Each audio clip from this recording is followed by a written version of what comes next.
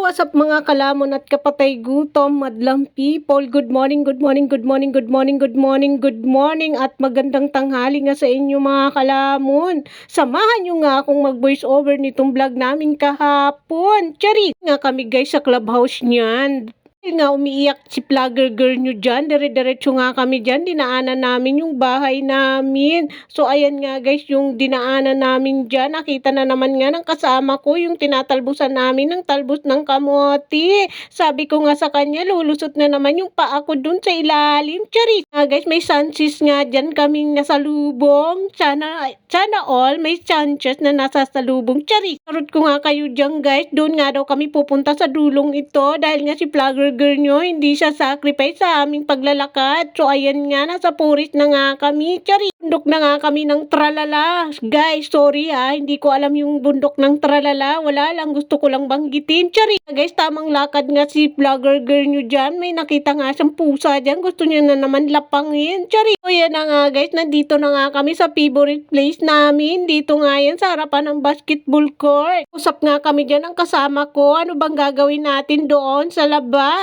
Sabi niya sa akin, bibili daw siya ng palaman doon sa Robinson. Sabi ko naman sa kanya, pwede naman tayo dyan sa 7-Eleven. Pero sabi niya, gusto niya daw doon sa Robinson. Charis, sana all may Robinson na pambili. Sabi ko nga sa kanya, paano yan? Hindi kami makakapasok ni vlogger girl nyo. Kaya lang guys, talagang hindi kami dyan nakapasok. Kaya ayan Puris na Puris yan. Diba? Favorite place nga namin ito, mga kalamon at kapatay gutom. Dito yan sa harapan ng basketball court.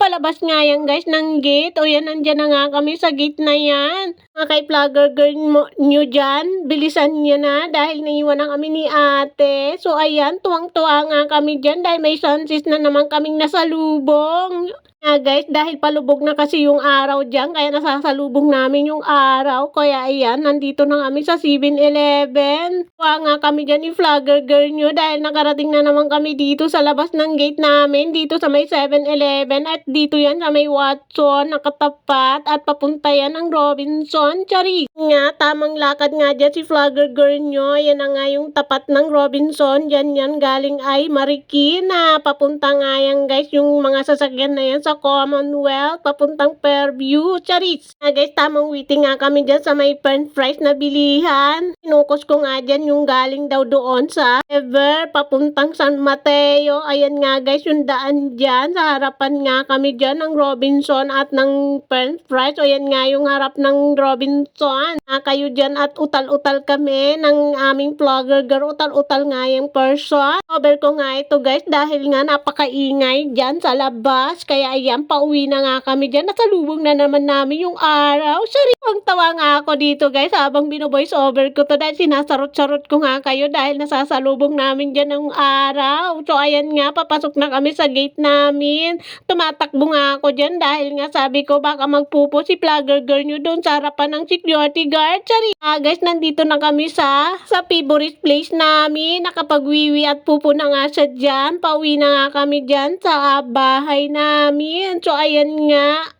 Kay vlogger girl, ayan, natupad na yung gusto mo na mag-walk dahil na-miss niya siguro maglakad ng lumakad, sabi ni Papa Bear. So ayan nga, kita ko nga sa inyo dyan ang mga puno dito sa loob ng subdivision na si paglalakihan nga ang puno dyan. Sana kasi laki ko rin sila, sana lumaki rin ako. Charis! Na sinasarot-sarot ko na naman nga kayo dyan. Kaya yan lang. Maraming salamat. Bye! Sa vlog nga tayo magkita-kita mga kalamon at kapatay gutom, madlang people. Bye-bye. I love you all. Thank you very much. Bye!